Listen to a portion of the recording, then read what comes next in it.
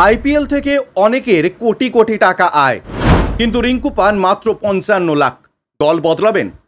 IPL খেলে অনেকেই কোটি কোটি টাকা রোজগার করেন, কিন্তু রিঙ্কুর আয় সেখানে অনেক কম। এমনকি তার সমমানের অনেক ক্রিকেটারের রোজগারে রিঙ্কুর তুলনায় অনেক বেশি টাকা রোজগার করেন আইপিএল থেকে, কিন্তু রিঙ্কুর সেখানে রোজগার মাত্র 55 লাখ।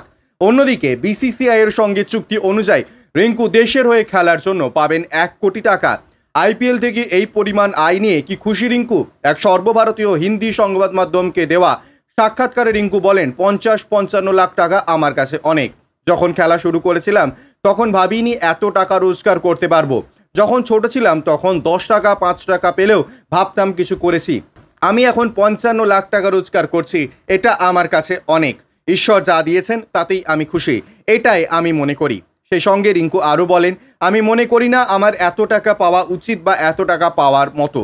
আমি 55 লাখ টাকাতেই খুশি। আমার যখন কিছু ছিল না তখন আমি টাকার গুরুত্ব বুঝতাম। 2025 সালে অনুষ্ঠিত হবে আইপিএল এর মেগা নিলাম, তখন কলকাতা কাকে রাখবে বা কাকে রাখবে না সেটাই প্রশ্ন। কেকেআর যদি রিঙ্কুকে ধরে রাখে তাহলে অনেকটাই বাড়বে রিঙ্কুর দাম, যদি ছেড়ে দেয় তাহলে নিলাম থেকে অনেক দাম উঠতে পারে রিঙ্কুর। আইপিএলেও বেতনের ভারসাম্যহীনতা যাকে বলা হয়, কেকেআর দলের মধ্যমণি সেই রিঙ্কু সিং এর এবার আইপিএল থেকে আয় সবচেয়ে কম, অথচ তিনি গতবারে আহমেদাবাদে হেরে যাওয়া ম্যাচ জিতিয়েছিলেন শেষ ওভারে এসে। গুজরাটে সেদিনের বোলার যশ দয়ালকে মেরে 31 রান দিয়ে দলকে জিতিয়েছিলেন। তারপর থেকেই নাইট দলের ক্রিকেটার, কোচ ও সমর্থকদের মধ্যে আশা জাগায় রিঙ্কু ক্রিজে থাকলে সবটাই সম্ভব।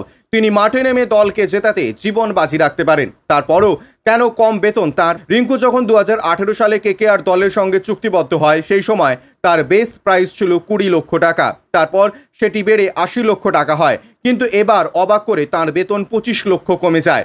তবে ক্রিকেটারদের এত এন্ডোর্সমেন্ট থাকে, তাতে তার দর তত বেশি হয়। ব্যুরো রিপোর্ট, ইউজে নিউজ।